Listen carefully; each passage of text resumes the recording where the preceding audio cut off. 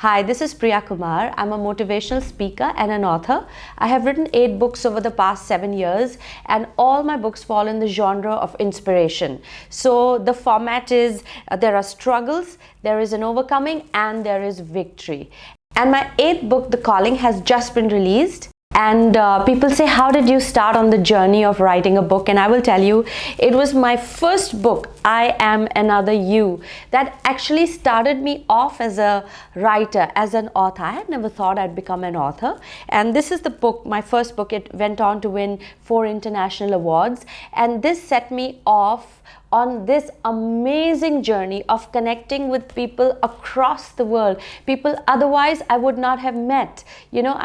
Under what circumstance would you and I have connected? My motivational speaking is there, but the book has taken me over and beyond my imagination of connecting with like-minded people, of people who are interested in doing something better, bigger, stronger with their lives, people who are inclined towards self-improvement. And I think that's such an elite, special class of people who are great where they are, but they also have this sense of, I can be better. I owe it to myself to be better. And I love people like that because I am like that. So it is so heartwarming to meet people who are kindred souls, who remind me of someone that I really like a lot.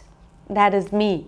So thank you for your connection and thank you for your response. It encourages me to write more and more. I'm on my 8th book and there are at least a few hundred more to go. So my speed is defined by your love, which is overwhelming. So thank you very much. I meet a lot of people and they tell me, Priya, it's so easy for you to follow your dreams. You're already on the path, but I have so much negativity around me. My family is not supportive. People are discouraging. I go to work and my boss is not the happiest soul on the planet. My co-workers don't want me to grow. They don't come forward and help. So how shall I survive or even keep on rooting for my dreams when everything around me seems by design to be obstacles in the way? And I will tell you this, that whether you are following your dream or not, whether you're on a worthy path or not, whether you even have a job and are good at it or not, there will be people discouraging you because these are the same people who are somebody else's husband or wife, isn't it? If you're saying your co-workers are really shoddy in their attitude, now imagine that one also is somebody's husband, father, brother, mother, sister, daughter, and so on. Imagine the life of the people in their house. Their families probably are saying the same things. So what I'm trying to tell you is that this kind of suffering or this kind of setup, this negativity by design is a common feature wherever you go. But you have to learn how to deal with it, how to rise above it, how to go beyond it. And therein will lie the true test of your own groundedness and your own success. Okay, now look at all the amazing people, the people who have become legends, people who have gone down in history. They didn't go down in history because they had such an easy life. We don't write about such people. We don't adulate such people. We attribute their success, or rather overnight success, or their happiness to, factors like love, like luck, God's grace, mother's blessings, and so on. It is the people who suffered, whose suffering you were witness to and made it despite that. Those are the people who become icons and leaders and legends and people who we admire and aspire to be like. Now, I will tell you a trick that has worked for me, and I will tell you the trick which I have deciphered from the lives of legendary people.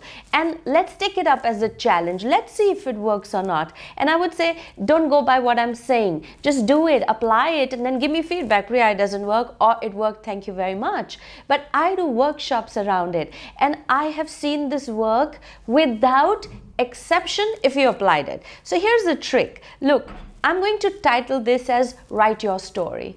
Like, it's already been established that there are going to be negative people. Whatever bag you want to put them on, let's close it with negativity. There are going to be these people worldwide. Wherever you go, you'll meet them in the bus, you'll meet them in the station, you'll meet them in the flights, you'll meet them everywhere.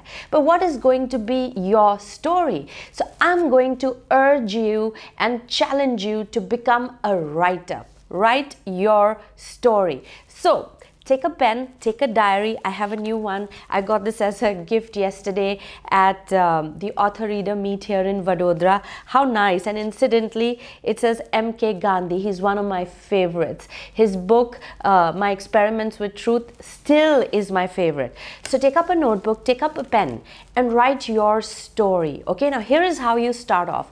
Put in the characters in your book. Your boss, okay, let's say your mother-in-law or your mom, your dad, your brother, whoever surrounds you, make them as the base characters of your book. Okay, now start designing. Do a character sketch. So there is this boss. He's this mean, lean, demanding machine. He comes in with this air, you know, probably he has achieved a lot in his life and suffered, and now he expects you to suffer as well. Probably he's had tough mentors and a tough upbringing, and now he's imposing that on everybody around him. He's a taskmaster, ruthless, heartless, whatever. Just design that character. Now your co-workers, then your mother, then your father. What kind of people are these? Write it down. And I will tell you this, as you make character sketches of people around you, you start acknowledging that. You see, a lot of times we're in denial. He is like that,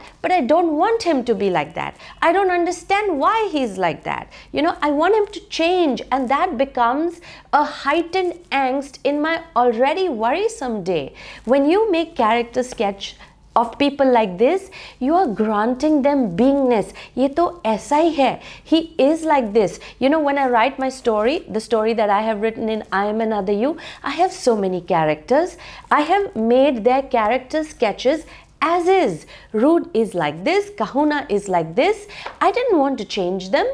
These are important characters in my book, and everybody around you is an important character. They're not going to change because you have a dream. They're not going to let go of their past and their worries and their upbringing because you have a path to go. So when you make that character sketch, you are accepting, you are granting them, allowing them to be like that, and that itself brings such a sense of peace that I cannot describe that feeling to you here in this video. You have to feel that yourself, where you have accepted, my father is like this, however he is like this, my mother is like that, my boss is like that. All right, now we go to the second stage. Who are you? What role are you playing here? What have you come here to do? And once that is established, now look at this. It is coexistence of this force and this purpose, but at least define it. A lot of times people are losing it. They're losing memory of who they are, what they stand for, what have they come here to do, because their entire focus is on that fellow, on this lady, on that gentleman. You know, why is he like that? Why did he behave like that? Why did he say that to me? Excuse me, let's put that to rest a little bit. You know, say hello, stop. Okay, you design all of that and now bring power into your character. Who are you? You know, what is your attitude? What is your response to the world? What message have you come here for? Even if it takes hours or days or weeks, please invest that time in the character building of the main protagonist of your life, which is you. What does Priya Kumar stand for? What is her purpose? Why is she waking up every day? To do what? Okay, now once that is established and you have this whole setup of people, now create this person's response to the world. Okay, now I will tell you this. When your main protagonist, you, when I am ready, when I know myself, when I know my purpose and it's clear, then all of these people just become situations and characters in my book because my path is clear. And now imagine this protagonist is thinking, how will I overcome this? How will I overcome that? What story will unfold? I'm going to write it.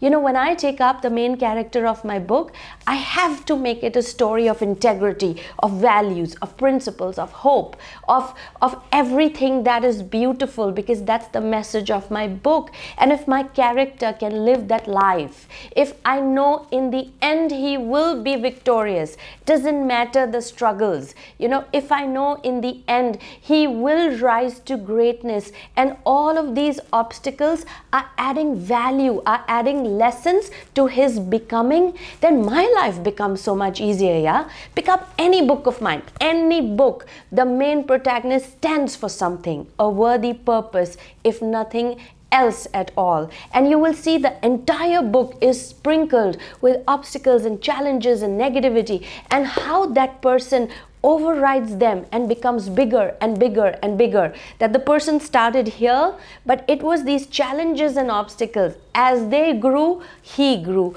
and look where he reached. And that's why I have been successful, and that's why I've won so many awards, because this is a story of everybody. It's your story and it's my story. Now, would you like to read a story where the main protagonist starts off and there is an obstacle, he goes deeper, he quits, he becomes even more shallower, he becomes negative, he becomes depressed, and then he commits suicide? Come on, what kind of story is that? You know, I mean, of course, it's also the truth and a story of a lot of people's lives. But if the pen is in your hand, if your life is in your hand, if you are the master of your breath, if you are the orchestrator of your own heartbeat, then you can write your story. Nelson Mandela did that. You know, I mean, he was in prison and he was put under inhuman conditions for so long, but he refused to give in to that negativity. Why? Because he had a diary and a pen, and he wrote. And pick up any leader, he's a writer.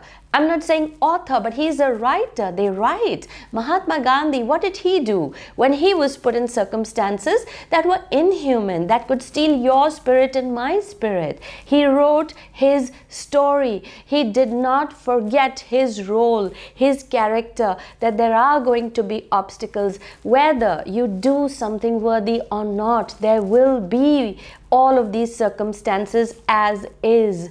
Then if that is going to be a constant in any life that you choose to live, might as well rise beyond it. You know, and like I said, I put this to you as a challenge. Take a pen and take a paper and write your story. And if your life doesn't begin to take turns, you know, to 180 degree, you write back to me. I'll make another video of an apology. It works. It has worked for me. It has worked for people that I have spent time with and discussed this with. And I have absolute certainty is going to work for you. Yeah, let people be, grant them beingness. Come on, you are the villain in my story, more power to you. Be a bigger villain, I will be a bigger hero. And that's the message of all my books. That is the purpose that every protagonist stands for. And I wish you luck. I wish you a legendary life, and I want to read your story. Go live it to your best. Thank you very much for listening to me and allowing me this platform to communicate with you. Thank you.